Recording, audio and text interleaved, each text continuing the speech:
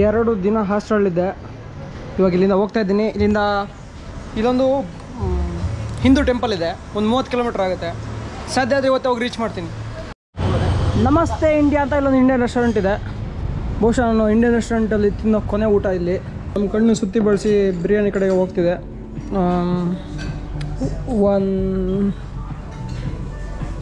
ಒಂದು ಎಗ್ ಬಿರಿಯಾನಿ ಪರವಾಗಿಲ್ಲ ಗುರು. ತಾಮ್ರ ಗಿಮ್ರೆಲ್ಲ ಮಡ್ಗೋರೆ ಹೋಟ್ಲಲ್ಲಿ. ಆರಂಭಿಕ ಹಂತದಲ್ಲಿ ಹೇಳೋದಾದರೆ ಹೋಟ್ಲಲ್ಲಿ ರುಚಿ ಎಲ್ಲ ಚೆನ್ನಾಗಿದೆ ಅಂತ ಅನ್ನಿಸ್ತಿದೆ. ಅದ್ರ ಗೊತ್ತಿಲ್ಲ, ಹೋಗ್ತಾ ಹೋಗ್ತಾ ಏನಾಗುತ್ತೋ. ಇವಾಗ ಸದ್ಯಕ್ಕೆ ಹಪ್ಪಳ ಕೊಟ್ಟಿದ್ದಾರೆ. ಹಪ್ಪಳ ಮತ್ತು ಏನಂತೀವಿ ಹುಣ್ಸೆಹಣ್ಣಿನ ಸಾಸು ಸಖತ್ತಾಗಿದೆ. ಎಗ್ ಬಿರಿಯಾನಿ ಆರ್ಡರ್ ಮಾಡಿದ್ದೀನಿ, ಅದು ಇಷ್ಟೇ ಚೆನ್ನಾಗಿದ್ರೆ ಸಾಕು. Thank you.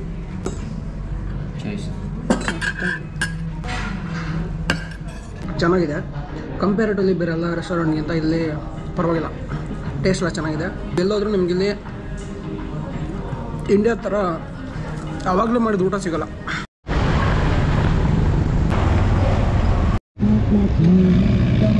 ಓಲ್ಡ್ ಏಜ್ ಹೋಮ್ಗೆ ಬಹುಶಃ ಓಲ್ಡ್ ಏಜ್ ಹೋಮ್ ಅನ್ಸುತ್ತೆ. ಅಲ್ಲ, ಯಾವುದೋ ಒಂದು ಮಗುಗೋಸ್ಕರ ಫಂಡ್ ರೈಸ್ ಮಾಡ್ತಿದ್ದಾರೆ. ನಮ್ಮ ಕೈಲಾದಷ್ಟು ನಾವು ಡೊನೇಟ್ ಮಾಡುವ. ಗುರು ತಲೆ ಮೇಲೆ ಎಷ್ಟು ಬಿಸಿಲಿದೆ ಅಂದರೆ ನೋಡಿ, ಎಷ್ಟೊಂದಿದೆ ಮುಖ್ಯವಾದ ಬಿಸಿಲು ಮಾತ್ರ. ಇಲ್ಲಿ ಜನ ಬಿಸಿಲಿನಿಂದ ರಕ್ಷಣೆ ಮಾಡ್ಕೊಳ್ಳೋದಕ್ಕೆ ಈ ಥರದ ಇದಕ್ಕೇನು ಅನ್ಬೋದು, ಟೆಂಪ್ರವರಿ ಟೆಂಟ್ ಅನ್ಬೋದು. ಆ ಥರದನ್ನು ಬಿದಿರಿನಲ್ಲಿ ಮಾಡೋರೆ. ಮೇಲೆ ನೋಡ್ತಾ ಇರ್ಬೋದು ನೀವು, ಹುಲ್ಲು ಹಾಕ್ಬಿಟ್ಟು ಒಂದು ಬಿದಿರಿನಲ್ಲಿ ಮನೆ ಕಟ್ಟೋರೆ. ಮನೆ ಥರ ಅಂದರೆ ಲೈಕ್ ಹಂಗೆ ಬಿಸಿಲಲ್ಲಿ ಸ್ವಲ್ಪ ಆರಾಮಾಗೆ ಗಾಳಿ ಗಿಳಿ ಆಡ್ತಿರುತ್ತೆ. ಆರಾಮಾಗಿ ಅಲ್ಲಿ ಹ್ಯಾಮ್ ಹಾಕೊಂಡವ್ರು ನೋಡಿ, ಜೋಕಾಲಿ ಥರ, ಅದರಲ್ಲಿ ಮಲ್ಕೊಂಡು ರೆಸ್ಟ್ ಮಾಡೋ ಥರ. ಹಾಯ್ ನೋಡಿ, ಈ ಚಿಕ್ಕ ಎಂಜಿನಲ್ಲೇ ಇಷ್ಟು ದೊಡ್ಡ ಇದನ್ನ ಎಳಿತಾ ಇದೆ. ಇಲ್ಲಿ ಬೈಕ್ಗಳಲ್ಲೂ ಕೂಡ ನೋಡಿ, ಹಿಂದ್ಗಡೆ ನೋಡ್ರೆ ಅಲ್ಲೆಲ್ಲ ಬೈಕ್ ನಿಲ್ಸೋರು. ಚಿಕ್ಕ ಚಿಕ್ಕ ಬೈಕಲ್ಲೂ ಈ ಥರ ದೊಡ್ಡದಾಗಿರೋಂತಹ ಏನಂತೀವಿ ಟ್ರಾಲಿಗಳನ್ನ ಎಳ್ಕೊಂಡು ಹೋಗ್ತಾ ಇರ್ತಾರೆ. ಇಲ್ಲಿ ಈ ದೇಶದಲ್ಲಿ ಅದೊಂದು ಸ್ಪೆಷಾಲಿಟಿ. ನೀವು ನೋಡ್ತಾ ಇರ್ಬೋದು, ಚಿಕ್ಕ ಸ್ಕೂಟಿನಲ್ಲೇ ಇಂಥ ದೊಡ್ಡ ಬ್ಯಾಕಲ್ಲಿ ಟ್ರಾಲಿ ಹಾಕೊಂಡವ್ರೆ. ಯಾವ ಮನಿ ಬ್ರೋ, ಮನಿ ಇದರಲ್ಲೇ ಗಂಡ ಹೆಂಡತಿ ಮಗು 3 ಜನನೂ ವ್ಯಾಪಾರಕ್ಕೆ ಬಂದಿದ್ದಾರೆ. ಅವ್ರ ಪಾಪನೂ ಕರ್ಕೊಂಬಂದವ್ರೆ. ಚಿಕ್ಕ ಫ್ಯಾನ್ ಇರುತ್ತೆ ಇಲ್ಲಿ, ಲೈಟ್ ಇರುತ್ತೆ, ಇದರಲ್ಲೆಲ್ಲ ಸೆಟಪ್ ಮಾಡ್ಕೊಂಡವ್ರೆ. ಒಂದಕ್ಕೆ 23,000 ಅಂದರೆ ಹೆಚ್ಚು ಕಡಿಮೆ $1 ಆಗುತ್ತೆ.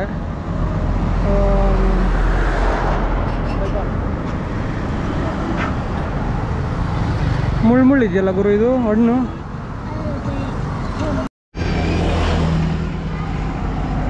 ಕೇಳಿದೆ ಒಂದು ಕೊಡಿ ಅಂತ, ಹಣ್ಣಾಗಿರೋದನ್ನೇ ಕೊಡ್ತಿದ್ದಾರೆ. ಅದು ತಿನ್ನೋದು ಎಷ್ಟು ಕಷ್ಟ ಆಗುತ್ತೋ ಗೊತ್ತಿಲ್ಲ. ಅದು ಹೆಚ್ಚು ಕಡಿಮೆ 1 kg ಇದೆ ನೋಡಿ. ಕಟ್ ಮಾಡ್ತವ್ರೆ. ಓಕೆ, ಫುಲ್ ಕಟ್ ಮಾಡಿ. ಏನು ಗುರು, ಅದರೊಳಗೆ ಏನೋ ಇದೆ. ಓಕೆ ಫುಲ್ ಕಟ್ ಮಾಡಿ. ಅದೇನು ಅಂತ ನಂಗೆ ಗೊತ್ತಿಲ್ಲ, ಅವ್ರು ಏನೇನೋ ತೋರಿಸ್ತವ್ರೆ. ಎಲ್ಲ ನೋಡಿ, ಗಂಡ ಹೆಂಡತಿ ಎಲ್ಲ ಕಡೆನೂ ಒಂಥರ ಹಲಸಿನಣ್ಣು ಇದ್ದಂಗಿದೆ. ಆದರೆ ಹಲಸಿನಣ್ಣು ಏನೋ ನೋಡೋಣ, ಫುಲ್ ಕಟ್ ಮಾಡಿದ್ರೆ ಗೊತ್ತಾಗುತ್ತೆ. ಟೇಸ್ಟ್ ನೋಡ್ರೆ ಗೊತ್ತಾಗುತ್ತೆ ಯಾವ ಥರ ಇದೆ ಹಣ್ಣು ಅಂತ. ಏನು ಗುರು ಹಿಂಗಿದೆ ಇದು? ಹೆಂಗಿದ್ರು ದುಡ್ಡು ಕೊಡ್ತೀನಿ, ತಿಂತೀನಿ.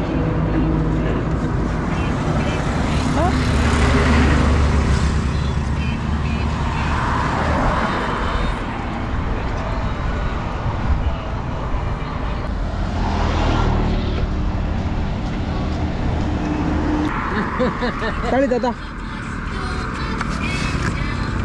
ಸ್ವಲ್ಪ ತಾಳಿ.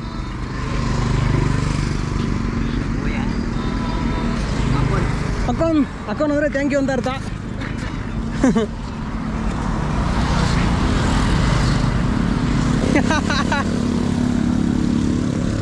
ಈ ಹಣ್ಣಿನ ಹೆಸರು ಅಂತ ನೋಡ್ತೀನಿ ತಡ್ರಿ. ನನಗೆ ಈ ಹಣ್ಣನ್ನು ತಿನ್ನೋದು ಕಷ್ಟ ಆಗ್ತಿದೆ. ಅದಕ್ಕೆ ಯಾರಿಗಾರು ಕೈ ಹೊಡೆದ್ಬಿಟ್ಟು ಅವ್ರಿಗೊಂದಿಷ್ಟು ಕೊಟ್ಟು ಖಾಲಿ ಮಾಡ್ಬಿಡ್ತೀನಿ. ಇಲ್ಲ ಸುಮ್ಮನೆ ವೇಸ್ಟ್ ಮಾಡಬೇಕಾಗುತ್ತೆ. ತಡ್ರಿ ಅಕ್ಕ, ತಗೋ ಬೈ, ನೀವು ಸುಮ್ಮನೆ ತಿನ್ನು ಬೈ. ನೀನು ಒಳ್ಳೆ ಏನು ಹಾಕೋನ್ ಹಣ್ಣಿನ ಹೆಸರು ಡುರೈನ್ ಅಂತ. ಈ ಡುರೈನು ನಿಮಗೆ ಸೌತ್ ಈಸ್ಟ್ ಏಷ್ಯಾದಲ್ಲಿ ಸಿಗುತ್ತೆ. ಇದ್ರಲ್ಲಿ 300 ವೆರೈಟಿ ಬೇರೆ ಇದೆಯಂತೆ. ಅದು ಯಾವ್ಯಾವ ಥರ ಇರುತ್ತೋ ಹಲಸಣ್ಣಲ್ಲಿ ಯಾವ ಥರ ವೆರೈಟಿ ಬರುತ್ತೋ ಅದೇ ಥರನೇ ಒಂದು 300 ವೆರೈಟಿ ಅಲ್ಲಿ ಇದ್ರ ಡುರೈನ್ ಹಣ್ಣು ನಮಗೆ ಮಾರ್ಕೆಟಲ್ಲಿ ಸಿಗುತ್ತೆ. ನೀವು ನೋಡ್ತಾ ಇರ್ಬೋದು ಒಳಗಡೆ ಆಲ್ರೆಡಿ ಕೋಳಿ ಬಲ್ತ್ಕೊಂಬಿಟ್ಟವೆ, ಇನ್ನೇನು ಹೊರಗೆ ಬರಬೇಕು. ಗುರು ಒಂದು ಓಪನ್ ಮಾಡಿ ತೋರಿಸಿ, ಓಪನ್ ಮಾಡು.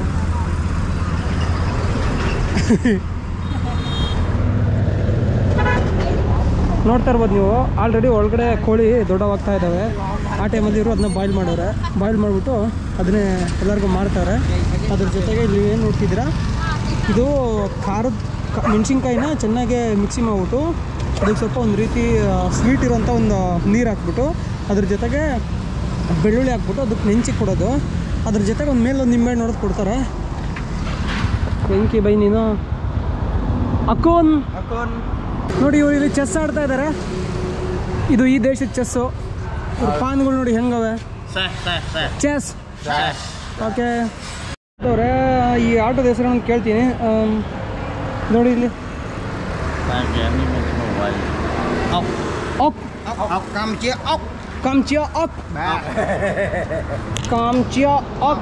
ಕಾಮ್ಚಿ ಅಂದರೆ ಕಂಬೋಡಿ ಅಂತ ಅರ್ಥ. ಸೊ ಇದ್ರದ್ದು ಪಾಲ್ಗಳು ಯಾರು ಗೆಲ್ತಾರೋ ನೋಡಿ, 4 ಇದ್ದಾವೆ. ಆದಷ್ಟು ಬೇಗ ರಿಸಲ್ಟ್ ಬೀಳುತ್ತೆ.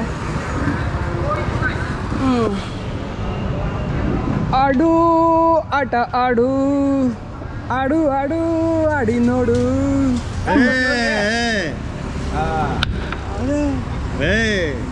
ನಿಧಾನ ನೋವೈ.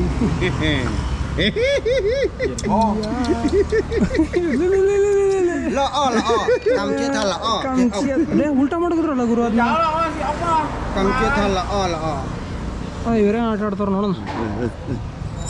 ಜಗ ಹೊಡೆದು ಬಿಸಾಕ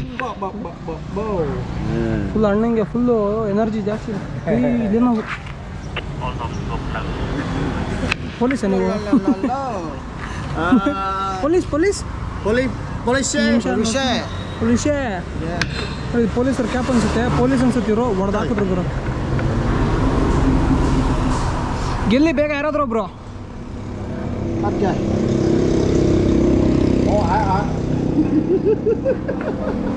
Yêu Shiva Chô, cha Giống mặt cha đi Bỏ ốc với nha Bỏ ốc với nha Cha cha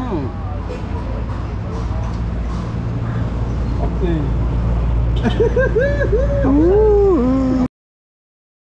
Bye bye bye bye Okon Bye ಜೋಡಿಸ್ತವ್ರು ನೋಡಿ, ಹಿಂಗಿರುತ್ತೀರ ಆಟ. ಒಂದು ನಿಮಿಷ ತಡ್ರಿ, ಒಂದು ಫೋಟೋ ತಗೊಂಡ್ಬಿಡ್ತೀವಿ. ಅವರು ಕೊನೆ ಡ್ರಾ ಮಾಡ್ಕೊಂಡ್ರು, ಯಾರು ಗೆಲ್ಲಿಲ್ಲ ಯಾರು ಬರಲಿಲ್ಲ. ಮತ್ತೊಬ್ರು ಹೊಸದಾಗಿ ಬಂದು ಕೂತ್ಕೊಂಡ್ರು, ಅದಕ್ಕೆ ಡ್ರಾ ಮಾಡ್ಕೊಂಡ್ರು. ಸರಿ ಮುಂದೆ ಹೋಗೋಣ ಅಂತ ಹೊರಡ್ತಾ ಇದ್ದೀನಿ ಇವಾಗ. ನಾನು ಹೇಳಿದೆ ಅಲ್ವಾ ಒಂದು ದೇವಸ್ಥಾನ ಇದೆ, ಹಿಂದೂ ದೇವಸ್ಥಾನ ಅಂತ, ಅದೇ ದೇವಸ್ಥಾನಕ್ಕೆ ಹೊರಟಿದ್ದೀನಿ ಇವಾಗ. ನೋಡ್ತಾ ಇರ್ಬೋದು ನೀವು, ಕಾಂಬೋಡಿಯದೆಲ್ಲ ನಾನು ಮೊದಲೇ ಹಿಂದಿನ ವೀಡಿಯೋದಲ್ಲೇ ಹೇಳಿದ್ದೆ, ಇಲ್ಲಿ ರೋಡ್ಗಳು ತುಂಬ ಖರಾಬಾಗಿರುತ್ತೆ, ಒಳಗಡೆ ಹೈವೇ ಮಾತ್ರ ಚೆನ್ನಾಗಿದೆ ಅಂತ. ಈ ದೇಶನ ಇನ್ನೂ ಈಗ ಕಟ್ತಾ ಇದ್ದಾರೆ. ಕಟ್ಬೇಕಾದ್ರೆ ಇವರು ಒಳ್ಳೊಳ್ಳೆ ರೋಡ್ ಹಾಕಿ ಭ್ರಷ್ಟಾಚಾರ ಇಲ್ಲದೇ ಕಟ್ಟಿದ್ರೆ ತುಂಬ ಚೆನ್ನಾಗಿರುತ್ತೆ. ಇಲ್ಲ ಭ್ರಷ್ಟಾಚಾರ ಮಾಡಿದ್ರು ಅಂದರೆ ಈ ರೋಡ್ ಮಾಡಿ 5 ವರ್ಷಕ್ಕೆ ಕಿತ್ತಾಕಬೇಕು ಅಂದರೆ ಮತ್ತೆ ದುಡ್ಡು ಖರ್ಚು, ಮತ್ತೆ ಜನಗಳ ಹತ್ರ ದುಡ್ಡು ಜಾಸ್ತಿ ಟ್ಯಾಕ್ಸ್ ಎತ್ತಬೇಕು. ಇಲ್ಲ ಅಂದರೆ ಚೈನಾದ ಹತ್ರ ಸಾಲ ಕಿತ್ಕೋಬೇಕು. ವೆಲ್ಕಮ್ ಟು ಟೋನಲ್ ಬಾಟಿ. ನೋಡಿ ಬುದ್ಧನ ಕೂರಿಸಿದ್ದಾರೆ. Hi hi. ಓ ಇಲ್ಲೇ ಇದೆಯಲ್ಲಪ್ಪ ದೇವಸ್ಥಾನ. ಹಲೋ, ಏನು ಮಾಡ್ತಾ ಇದ್ದೀರ? ಚೆನ್ನಾಗಿದೆಯಾ? ನೋಡ್ತಾ ಇರ್ಬೋದು ನೀವು, ದೇವಸ್ಥಾನವ ಫುಲ್ಲು ಹಾಳಾಗ್ಬಿಟ್ಟಿದೆ. ಈ ದೇವಸ್ಥಾನ ಯಾವಾಗ ಕಟ್ಟಿದ್ದು ಇನ್ನು ಯಾನು ತಿಳ್ಕೊಂಡಿಲ್ಲ ಇನ್ನೂ. What's your good name? Your baby? Nice. ಅವ್ರ ಮಗು ಅಂತೆ. ಓಕೆ. ಹುಲಿ ಜಾಕಿ ಚಾನ್ ಇದ್ದಂಗೆ ಇದೆಯಲ್ಲೋ. ನೋಡಿ ಸ್ನೇಹಿತರೆ, ನಾವು ಇದೇ ದೇವಸ್ಥಾನ ನಾನು ನೋಡಬೇಕು ಅಂತ ಬಂದಿದ್ದು. ಇವಾಗ ತುಂಬ ಅಂದರೆ ತುಂಬ ಹಾಳಾಗಿದೆ, ಶಿಥಿಲಾವಸ್ಥೆಯಲ್ಲಿದೆ. ಇನ್ನೊಂದು ಸ್ವಲ್ಪ ದಿವಸದಲ್ಲಿ ಸಂಪೂರ್ಣವಾಗಿ ನಾಶ ಆಗೋಗ್ಬಿಡುತ್ತೆ. ಅದೊಂದು ಬೇಸರದ ಸಂಗತಿ. ಈ ದೇವಸ್ಥಾನನ ಯಾರು ಕಟ್ಟಿದ್ದು ಅಂತ ಎಷ್ಟೇ ಮಾಹಿತಿ ಹುಡುಕಿದ್ರು ಸಿಗ್ತಾ ಇಲ್ಲ. ಆದರೆ ದೇವಸ್ಥಾನಗಳನ್ನ ಕಟ್ಟಿರೋದು ಆಲ್ಮೋಸ್ಟ್ ಒಂದು 12ನೇ ಶತಮಾನದಲ್ಲಿ. 12ನೇ ಶತಮಾನದಲ್ಲಿ ಇವ್ರು ಬಳಸಿರೋಂಥ ಕಲ್ಲನ್ನು ನೀವು ನೋಡ್ಬೋದು. ಜಂಬಿಟ್ಟಿಗೆ ಕಲ್ಲುಗಳನ್ನ ಬಳಸಿದ್ದಾರೆ, ತುಂಬ ದೊಡ್ಡ ದೊಡ್ಡ ಜಂಬಿಟ್ಟಿಗೆ ಕಲ್ಲು. ಏಯ್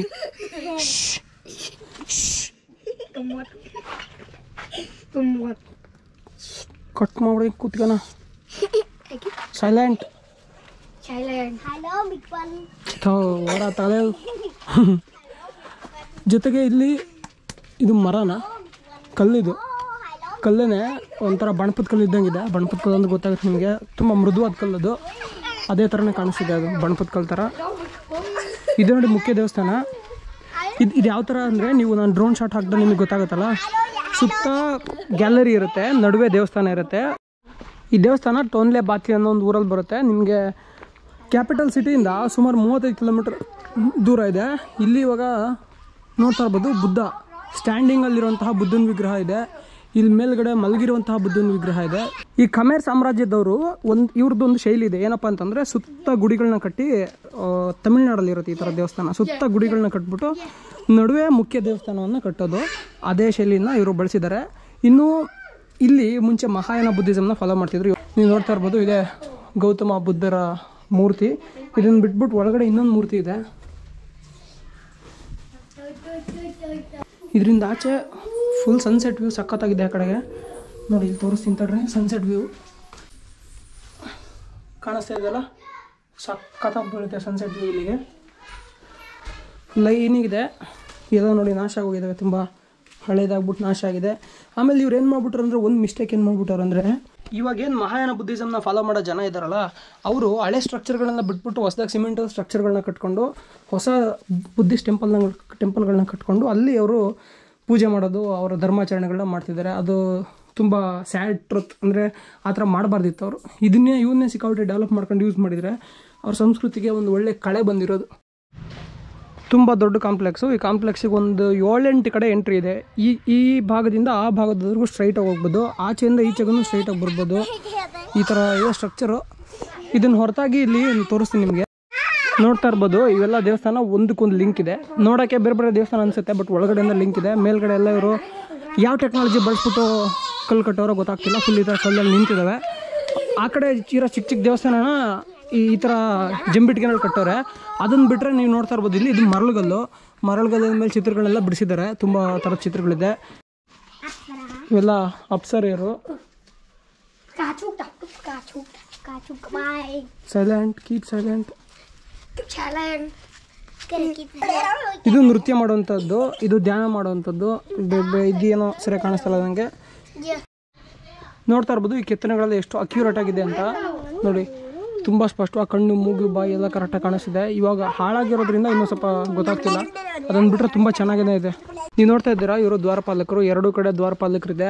ಅದ್ರ ಮೇಲೆ ಸ್ತೂಪ ಇದೆ ನೋಡಿ. ಬೌದ್ಧ ಸ್ತೂಪ ಇರ್ತಿತ್ತಲ್ಲ, ಅವಾಗಲೇ ಸ್ತೂಪದ ಕಲ್ಪನೆ ಇದೆ ಇಲ್ಲಿ. ಹೊಯ್ಸಳರ ಕೆತ್ತನೆಯಲ್ಲೂ ನೀವು ನೋಡ್ಬೋದು, ದ್ವಾರಪಾಲಕರು ನೋಡಿದ್ರೇ ಭಯ ಆಗೋ ಥರ ಕೆತ್ತಿರ್ತಾರೆ. ಇಲ್ಲೂ ಅದೇ ಥರ ಇದೆ ಮೇಲೆ ಸ್ತೂಪ. ಅದನ್ನು ಬಿಟ್ಟರೆ ಅಲ್ಲಿ ಪೇಂಟಿಂಗ್ಸ್ ಎಲ್ಲ ಇದೆ. ಅದೆಲ್ಲ 12ನೇ ಶತಮಾನದಲ್ಲಿ ಮಾಡಿರೋ ಪೇಂಟಿಂಗು. ಆದರೆ ಇವಾಗ ಅದು ಫುಲ್ ಡ್ಯಾಮೇಜ್ ಆಗೋಗಿದೆ. ಅಲ್ಲಿ ನೋಡಿದ್ರೆ ಮಲಗಿರೋ ವಿಷ್ಣು ಕೂಡ ಇದೇ ಥರನೇ ಇದೆ. ತಿರುಪತಿನಲ್ಲಿರೋ ವಿಷ್ಣು ಮೂರ್ತಿ ಕೂಡ ಇದೇ ಥರ ಮಲ್ಕೊಂಡಿದೆ. ತುಂಬ ಜನ ವಾದ ಮಾಡ್ತಾರೆ ವಿಷ್ಣು ಅಲ್ಲ ಅದು ಬುದ್ಧ ಅಂತ. ನನಗೆ ಅದ್ರ ಬಗ್ಗೆ ಹಿಸ್ಟಾರಿಕಲಿ ಅಷ್ಟೊಂದು ಗೊತ್ತಿಲ್ಲ, ಹಂಗಾಗಿ ನಾನು ವಾದಾಗಿದೆ ಎಲ್ಲ ಮಾಡೋಕ್ಕಲ್ಲ. ಬಟ್ ಎರಡೂ ಸ್ಟ್ರಕ್ಚರ್ ನೋಡೋಕೆ ಒಂದೇ ಥರ ಇದೆ. ಇಲ್ಲಿ ನೋಡಿ, ಇವರು ಬುದ್ಧರಿಗೆ ನಮಸ್ಕಾರ ಮಾಡ್ತಿದ್ದಾರೆ. ಈ ಕಡೆ ಎರಡೂ ಕಡೆ. ನೀವು ಇದರಲ್ಲಿ ನೋಡಿದ್ರೆ ಒಂದು ಸಭೆ ನಡೀತಾ ಇದೆ, ಬೌದ್ಧ ಸಮ್ಮೇಳನ ನಡೀತಾ ಇದೆ. ಅದ್ರ ಚಿತ್ರ ಅದು. ಶಿಲ್ಪಕಲೆ ಮಾತ್ರ ತುಂಬ ಚೆನ್ನಾಗಿ ಮೂಡಿ ಬಂದಿದೆ. ಆದರೆ ಮರಳುಗಲ್ಲಲ್ಲಿ ಇವ್ರು ಶಿಲ್ಪಕಲೆ ಮಾಡಿರೋದ್ರಿಂದ ಸ್ವಲ್ಪ ತುಂಬ ಹಾನಿಯಾಗಿದೆ. ಅದನ್ನು ಹೊರತಾಗಿ ನಾವು ಏನು ಮಾಡೋರು ಅಂದರೆ, ಅಷ್ಟು ಸಿಂಗಲ್ ಸ್ಟೋನ್ ಅಲ್ಲ ಆಯಿತಾ, ಬೇರೆ ಬೇರೆ ಸ್ಟೋನ್ನೆಲ್ಲ ಒಟ್ಟಿಗೆ ಕೂಡಿಸ್ಬಿಟ್ಟು ಅದನ್ನು ಸಮತಟ್ಟಾಗಿ ಮಾಡಿ ಆಮೇಲೆ ಕೆತ್ತನೆ ಮಾಡಿದ್ದಾರೆ.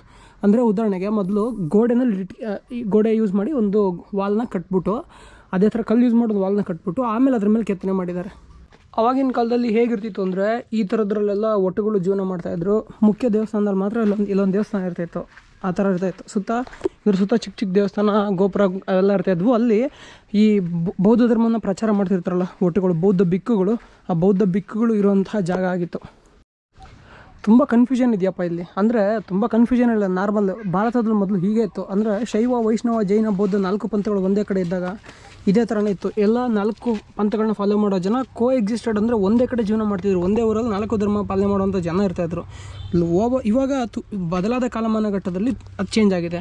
ನೀವು ನೋಡ್ತಾ ಇರ್ಬೋದು, ಇದು ಕೃಷ್ಣ ಸಾರೋಟಿನಲ್ಲಿ ಹೋಗ್ತಾ ಇರುವಂತಹ ಒಂದು ಚಿತ್ರ. ನಮ್ಮ ದೇವತೆ ಆದಂತಹ ಇಂದ್ರ ಅವರು ದಾರಿಲಿ ಬರ್ತಾ ಇರ್ಬೇಕಾದ್ರೆ ದುರ್ವಾಸ ಮುನಿಗಳು ಸಿಕ್ಬಿಟ್ಟು ಅವ್ರಿಗೊಂದು ಹಾರವನ್ನು ಕೊಡ್ತಾರೆ. ಆ ಹಾರವನ್ನು ಇಂದ್ರ ಅವ್ರು ಏನು ಮಾಡ್ತಾರೆ, ಸ್ವಲ್ಪ ತಲೆ ಓಡಿಸ್ಬಿಟ್ಟು ನಾನೇನು ಕೈಲಿಟ್ಕೊಳ್ಳೋಣ ಅಂತೇಳಿ ಆನೆ ಸೊಂಡ್ಲನಲ್ಲಿ ಇಡ್ತಾರೆ. ಆಯಿತಾ. ಅದು ಆನೆ ಅದು ಕಿರಿಕಿರಿ ಆಗ್ಬಿಟ್ಟು ಉದುರಿಸ್ಬಿಡುತ್ತೆ. ಆವಾಗ ದುರ್ವಾಸ ಮುನಿಗಳು ಇಂದ್ರ ಅವ್ರಿಗೆ ಶಾಪ ಕೊಡ್ತಾರೆ, ಸಿರಿ ಮತ್ತು ಭಾಗ್ಯದ ಸಂಕೇತವಾದಂತಹ ಹಾರ ನೀ ಕೆಳಗೆ ಹಾಕಿದ್ಯಾ, ನಿನ್ನ ಮತ್ತು ದೇವತೆಗಳ ಎಲ್ಲ ಭಾಗ್ಯಗಳು ಮತ್ತು ಏನಂತೀವಿ ಶಕ್ತಿಗಳು ಕುಂದು ಹೋಗಲಿ ಅಂತ ಶಾಪ ಕೊಡ್ತಾರೆ. ಆ ಸಮಯದಲ್ಲಿ ದೇವತೆಗಳು ಅಸುರರ ಮುಂದೆ ಸೋತೋಗ್ತಾರೆ. ಸೋತೋದ ನಂತರ ಈ ಅಸುರರ ರಾಜ ಆಗಿದ್ದಂತಹ ಬಲಿ ಇಡೀ ಲೋಕವನ್ನೆಲ್ಲ ತನ್ನ ವಶಕ್ಕೆ ತೆಗೆದುಕೊಳ್ತಾರೆ. ಆವಾಗ ದೇವತೆಗಳು ಏನು ಮಾಡ್ತಾರೆ ಅಂದರೆ ಎಲ್ಲರೂ ಹೋಗ್ಬಿಟ್ಟು ವಿಷ್ಣುವ್ರ ಹತ್ರ ಹೋಗ್ತಾರೆ, ಹಿಂಗಾಗ್ಬಿಟ್ಟಿದೆ ಸ್ವಾಮಿ ನಮ್ಮ ಕತೆ, ಏನು ಮಾಡೋದು ಅಂತ. ಆವಾಗ ಅವ್ರ ಜೊತೆ ಹೇಳಿ ಒಂದು ಒಪ್ಪಂದ ಮಾಡ್ಕೊಳ್ಳಿ ಎಂದು ಒಪ್ಪಂದ ಮಾಡ್ಕೊಂಡಾಗ ಸಮುದ್ರದಲ್ಲಿ ಕಡಿಯೋಣ ನಾವು, ಸಮುದ್ರದಲ್ಲಿ ಅವಾಗ ಬಂದಂತಹ ಅಮೃತನ ಹಂಚ್ಕೊಳ್ಳೋಣ ಅಂತ ಹೇಳ್ತಾರೆ.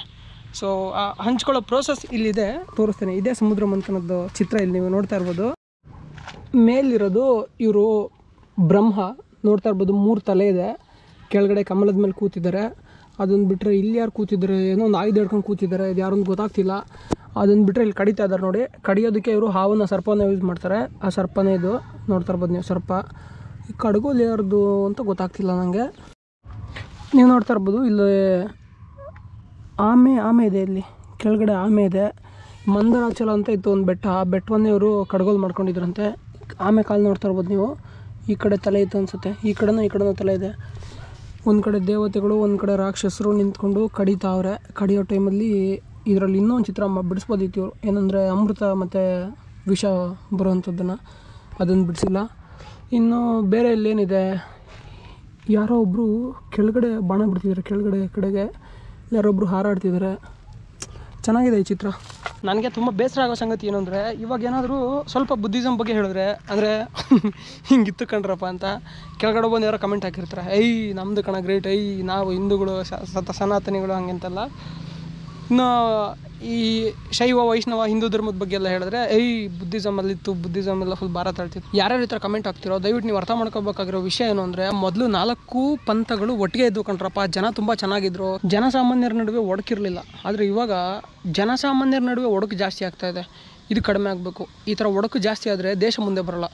ಯಾವ್ದಾದ್ರು ಒಂದು ದೇಶದಲ್ಲಿ ಜಾಸ್ತಿ ಯುದ್ಧ ಆದರೆ ಆ ದೇಶ ನಿಜವೂ ಮುಂದೆ ಬರೋಕ್ಕೆ ಸಾಧ್ಯ ಇಲ್ಲ. Example Iraq, Afghanistan, Iran, Yemen ಥರ ತುಂಬ ದೇಶಗಳಿದೆ.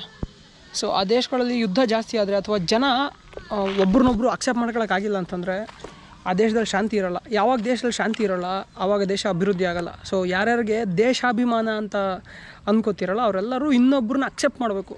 ನಾನು ಏನೋ ಒಂದು ಫಾಲೋ ಮಾಡ್ತಿರಲಿ, ನಾನು ಇನ್ನೊಬ್ರನ್ನ ಅಕ್ಸೆಪ್ಟ್ ಮಾಡಿದ್ರೆ ಮಾತ್ರ ನಮ್ಮ ದೇಶ ಮುಂದೆ ಬರೋಕ್ಕೆ ಸಾಧ್ಯ.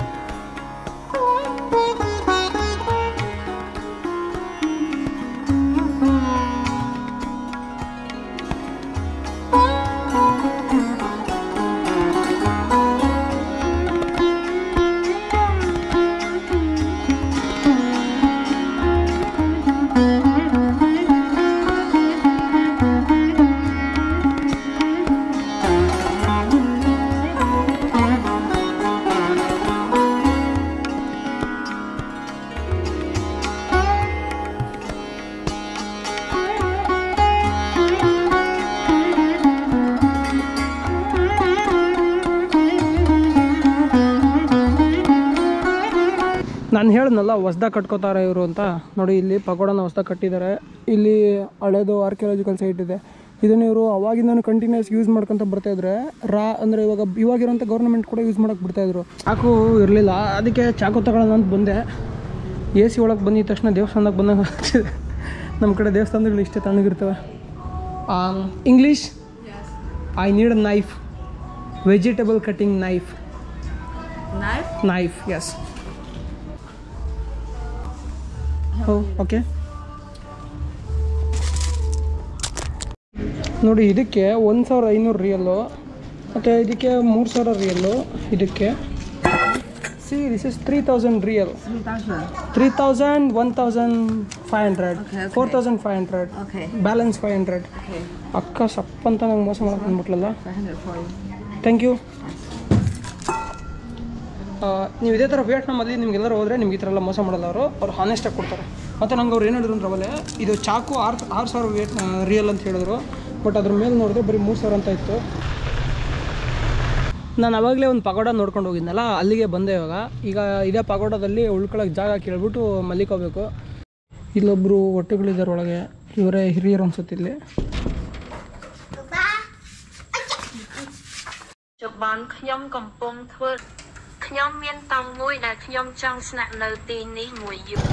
ನೋಡಿ ನಮ್ಮನ್ನು ಸಾರ್ ಎಲ್ಲಿಗೋ ಕರ್ಕೊಂಡು ಹೋಯ್ತವ್ರೆ, ಎಲ್ಲಿಗೆ ಅಂತ ಗೊತ್ತಿಲ್ಲ.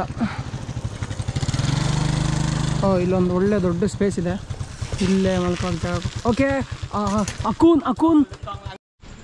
ನಾವಾಗ ಅಣ್ಣನ ಜೊತೆ ನೀರು ತುಂಬ್ಕೊಂಬರಕ್ಕೆ ಹೋಗ್ತಿದ್ದೀವಿ. ಸ್ವಲ್ಪ ಅಡುಗೆ ಮಾಡ್ಕೊಳಕ್ಕೆ ನೀರು ಬೇಕಲ್ಲ, ಅದಕ್ಕೆ.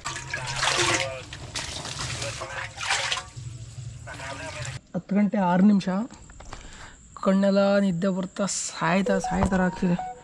ಬೇಗ ಅಡುಗೆ ಮಾಡಿಕೊಂಡು ಏನೋ ಒಂದು ಮಾಡ್ತೀನಿ, ಏನು ಮಾಡ್ತೀನಿ ಅಂತ ಗೊತ್ತಿಲ್ಲ. ಅದು ನಾನು ಏನಾದ್ರು ಅಪ್ಪಿತಪ್ಪಿ ಊಟ ಮನೇಲಿ ಮಾಡಿದ್ರೆ ದೇವಣ್ಣ ಎಡಗೈಲೂ ಮುಟ್ತಿರ್ಲಿಲ್ಲ.